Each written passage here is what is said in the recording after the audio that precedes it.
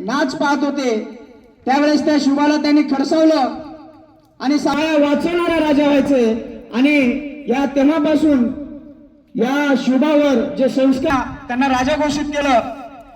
त्यावेळेस एका त्याचा हात पाय तोडून त्याला चौरंग केला।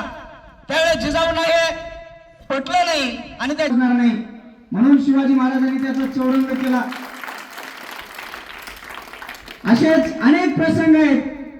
शिवाजी महाराजांचा एक प्रसंग असा आहे की सख्या आईनं आपल्या मुलाला, त्या जिजाऊंना माहिती होतं माझा पुत्र वापस येईल का नाही, अशा या परिस्थितीमध्ये ज्यावेळेस अफजल खान आपल्या देवदेवतांना लोकांना छळ, पण अफजल खानाला जेव्हापासून तो तिथून निघाला तेव्हापासून शिवाजी महाराजांनी डोक्यात त्याची प्लॅनिंग केली होती। पण जिजाऊंना असं वाटलं की शिवाजी शुभा हे बघा हाच नाही भावाला याच तोंडून